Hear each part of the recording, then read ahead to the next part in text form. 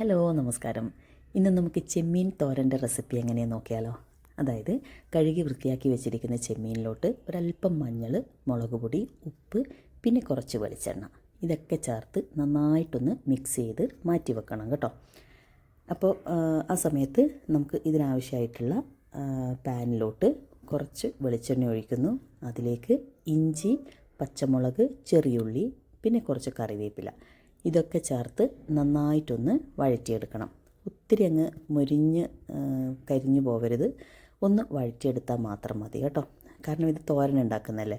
പിന്നെ ഒന്നതായതിന് ശേഷം അതിലേക്ക് നമ്മൾ നേരത്തെ മാറ്റി വെച്ചിരിക്കുന്ന നമ്മുടെ ചെമ്മീൻ കൂടെ ഒന്ന് ചേർത്ത് നന്നായി മിക്സ് ചെയ്ത് ഒന്ന് അടച്ച് വെക്കണം കേട്ടോ. ഇങ്ങനെ അടച്ച് വെക്കുമ്പോഴേക്കും ചെമ്മീനിൽ നിന്ന് വെള്ളം ഇറങ്ങും. അപ്പോൾ ആ വെള്ളത്തിൽ കിടന്ന് ചെമ്മീൻ വെന്തോളും കേട്ടോ.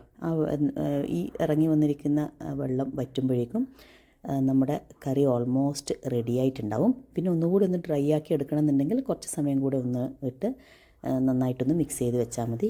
പിന്നെ ആവശ്യമാണെങ്കിൽ ഞാൻ യൂഷ്വലി തേങ്ങ ഉപയോഗിക്കാറുണ്ട്. അപ്പോൾ അതിനകത്തേക്ക് തേങ്ങയും കൂടി ഇട്ട് നന്നായിട്ടൊന്ന് ഇളക്കി മാറ്റി ജസ്റ്റ് ഒരു 2 മിനിറ്റ് കൂടെ അടച്ച് വെച്ചാൽ നമ്മുടെ ചെമ്മീൻ തോരൻ റെഡി ആയിട്ടുണ്ട്. ഒന്ന് ട്രൈ ചെയ്ത് നോക്കണം കേട്ടോ. അപ്പോൾ ഇഷ്ടപ്പെട്ടാൽ ഒരു ലൈക്ക്, ഒരു comment. So see you in the next video. Thank U.